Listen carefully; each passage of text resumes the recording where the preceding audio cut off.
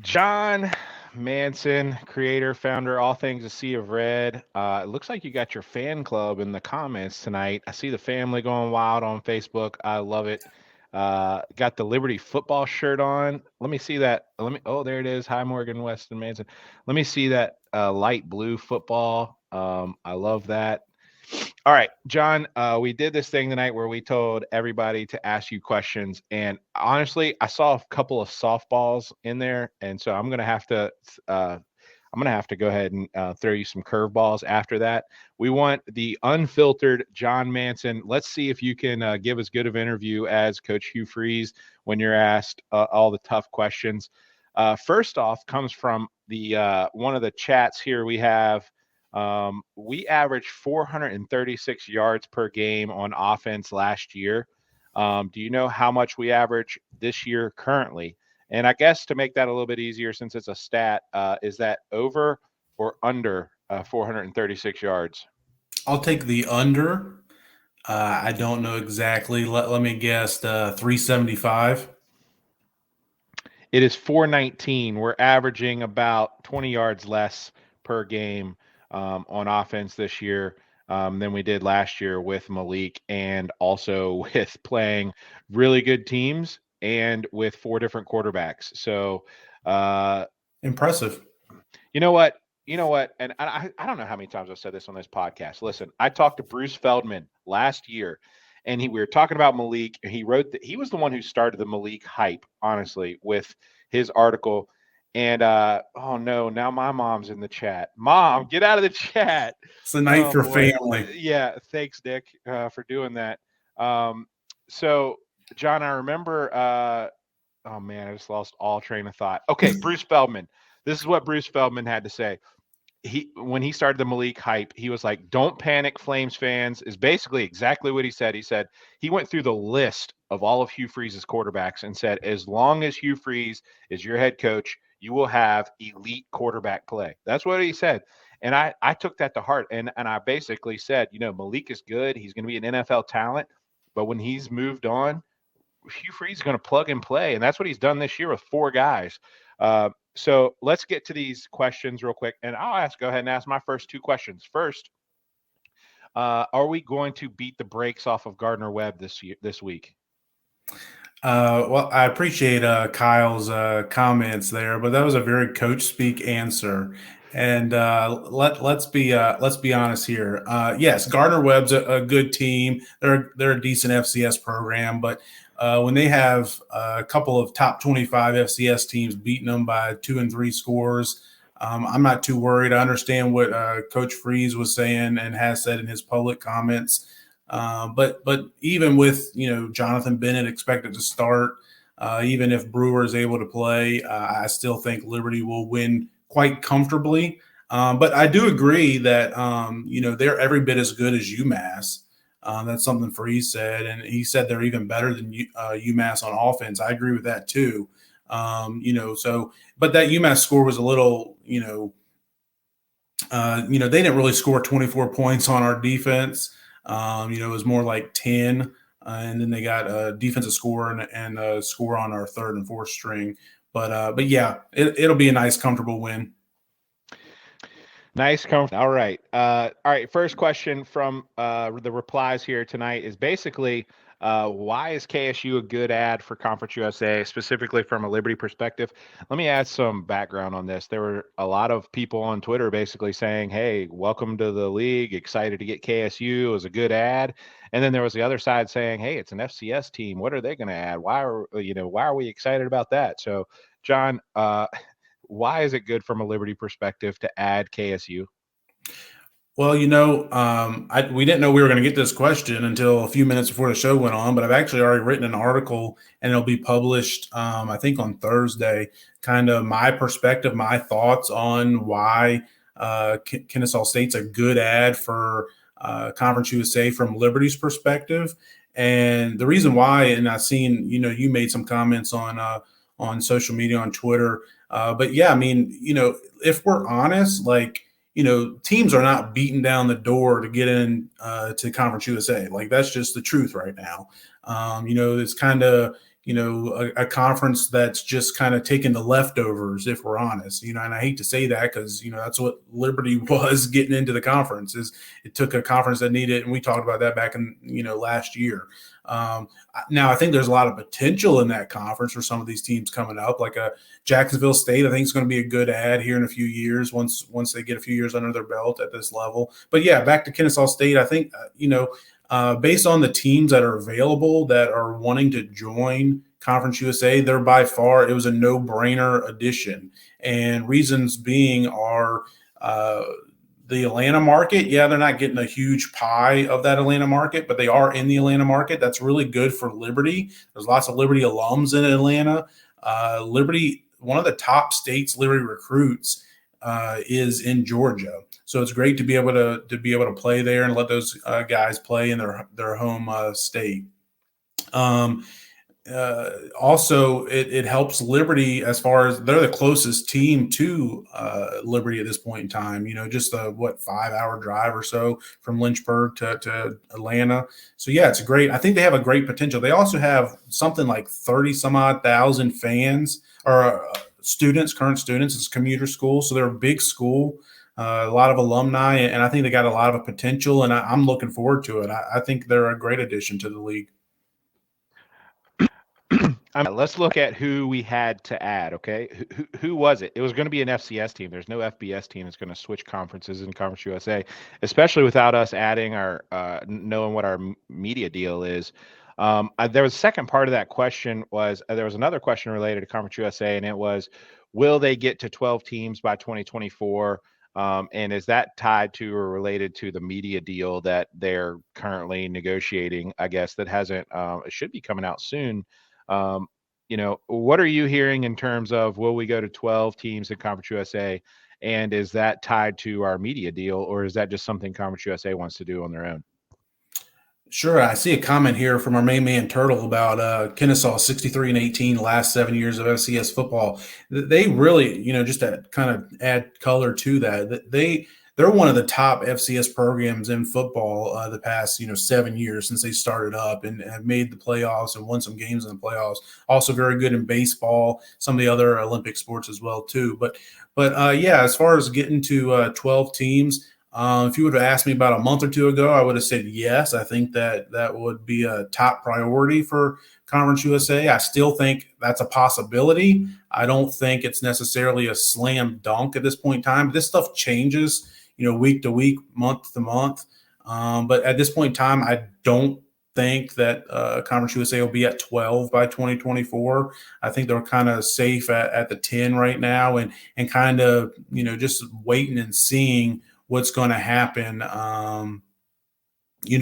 as far as what other teams are out there. There's Tarleton State's one out in Texas that could be added, that wants to be added. I'm not sure that they necessarily check all the boxes. Missouri State, Eastern Kentucky are a couple of the others that have been rumored.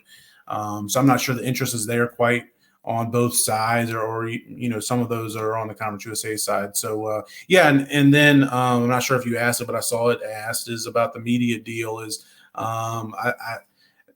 last I heard, it was supposed to be announced, late fall. So, I would expect in the next month, maybe the next couple of weeks, we hear what that media deal is. It does sound like ESPN will be included. I hope that's still the case. I'm not sure if that's changed or not, but hopefully that'll be the case. So get some ESPN Plus games in there. So yeah, I'm looking forward to seeing it officially announced here in the next week or so, or next month or so. Yeah. So before we get into the other question that's about young players and Markel Fortenberry, um, let me just say that KSU with being in that market, I mean, what TV company or media company wouldn't want the Atlanta market? So one, you're getting a good market. Two, you're getting what you said their football program is only what 10 years old and has an amazing record that we just saw on the screen. They're spending money. Their facilities are getting better. Their basketball team is improving. They're a top 50 baseball team. I mean, how is this not a home run? If you can't see that this is a home run for Conference USA, who wants to get and is basically has to get to 10 teams, from what we're hearing is that that we're going to get to those 12 teams eventually, and we needed to get to 10 like pronto. And so if you're going to add teams to get the number up, KSU is absolute home run for all those reasons we just mentioned. I mean, look at the other schools that we could have added. It wasn't even close. KSU was the top. So for this is my opinion, for those saying that KSU was doesn't do anything for the conference or is weak and all that kind of stuff. They haven't been following along. They don't have a clue what Conference USA is trying to build. And look at JMU, look at App State, look at Liberty, Coastal. FCS success translates over into FBS success, and I think KSU can come in and have a great run there. And they can be a top of the conference in football immediately. So getting another good football school, getting a good TV market, getting a great baseball school. And look, for those who, and I know I'm on a stump speech and it's partly fueled by Celsius here, is that Are they a sponsor now? I'm working on it. Okay. Part of baseball, that's where I was going. College baseball. Look at the revenue generated by college baseball over the last 5 years. It's growing. It hasn't caught men's basketball. It hasn't caught football. Probably never will. But baseball is a sport that if you want to have a good athletics program, baseball is right there. And then we're getting a top 50 baseball team in KSU in Conference USA. Conference USA baseball is about to be really good. Basketball, one of the top G5 conferences, non-power 5 conferences. I mean, you got a couple that don't play football, like the Atlantic 10 and a few others that don't play football. But as far as FBS playing non-power 5 basketball conferences, if you followed that, uh, Conference USA is going to be the top in basketball, in my opinion. I mean, tell me who else is different. So KSU is a perfect fit. So I guess I've kind of wanted. I just wanted to put that out there that if you can't see the positive of adding KSU to Conference USA, you're not following along, and you don't have a realistic expectation of what Conference USA could do or could add. So.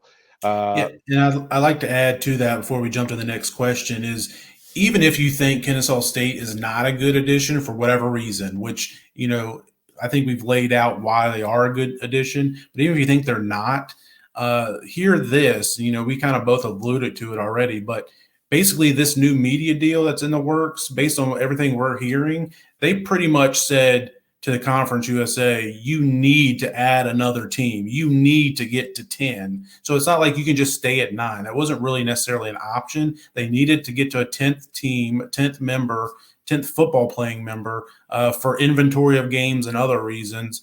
And,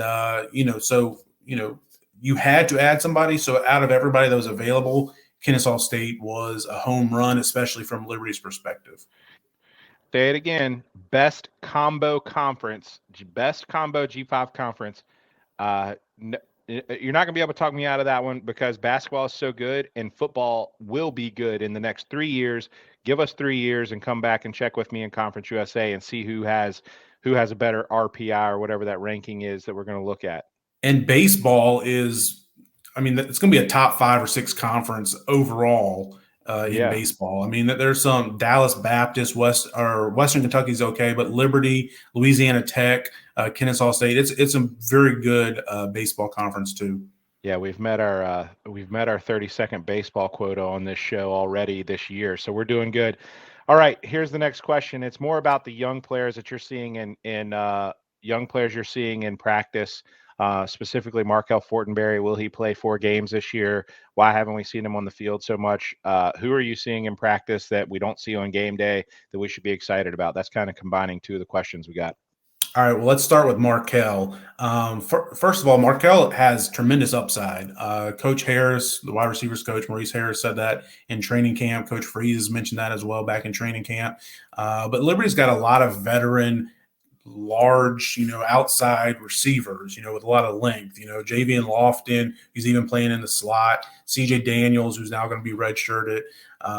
Noah Frith, CJ Yarborough, Caleb Sneed, who's been banged up. Those are a number of guys I've already mentioned. Trayon Sibley's another guy that's been playing out there too. Brody Brum's another one who went down to injury. So there's a lot of guys. So there's no sense in rushing Fortenberry along. He's got great upside. I think he's going to be a player. But if you've seen him, he's like 6'3", 175 pounds soaking wet. So, I mean, he's 18, 19-year-old kid. He needs to develop. He needs to mature. He needs to put on some weight. He needs to get into the rot, add a few pounds. He needs to add 15, 20 pounds easily to get to the point where he can, take the grind of a 12-game schedule. Could he play? He could play. He's primarily been working on the scout team. So if he gets into a game, it's going to have to be one of these where Liberty's up, 4, 5, 6 touchdowns in a home game that he's at because he's not on the travel roster. But yeah, I think he's got great potential. And, I was at practice this morning and he was, he looks good. Again, they're going through drills against air, so it's hard to tell. But I mean, he looks good. Coach Harris is working hard with him and things like that. So I like him. And as far as the other guys, just generally speaking about the other young guys, freshmen that maybe aren't playing as much, the best ones, the ones that are at positions of needs, they're on the field. I mean, a Brylan Green and a Corey Jones, those are guys that are playing now. They've already burned their shirt or close to it as far as playing in at least 4 games or 5 games. When they get to that point, they've used their red shirt for the year. So those guys are obviously legit. Some other ones that have kind of stood out. CJ Bazile, he's a guy that Coach Freeze was ranting and raving about back in training camp. I think you saw him a little bit against UMass. He played a few snaps his first time getting to play. And I think we'll get to see him here probably the next couple of weeks with Trayshawn Clark out. He's kind of in that, maybe even in the 2 deep with Trayshawn Clark out, maybe the 3rd string defensive end there behind Christian Zachary. So I think he's a guy to watch. Is looking good and will make a lot of things. Bryce Dixon, another guy. He's gotten into a few games. I'm not sure if he's going to redshirt or not. Another defensive tackle, true freshman. He's looked good when he's played, but again, there's some veteran guys in front of him. So we'll see what happens there. But yeah, those are a couple of guys that are kind of standing out. All right. I'm going to do a quick commercial here. First, Nick, producer, killing it. Thank you for all you do to make this show run and go look this way. This is incredible. Thank you. That's our guy, Nick Kirby. He runs the account, Vines Palm Connection. Looking forward to hearing from him during basketball season. He kind of hibernates during football season. Secondly is John. I get accused of being a John Manson stan, John Manson fanboy. But the content that we're getting out of you on these and the articles every week, it's unbelievable. The way the roster there. I mean, I know these guys' names, but you get to go to practice and see them. I mean, and that's something that fans, even at Power 5 schools, don't get that type of in-depth look and kind of drill down on some of these freshmen that we never heard of. So appreciate all you do for Flames Nation. It's just so much more fun that way and engaging. Last question for you here.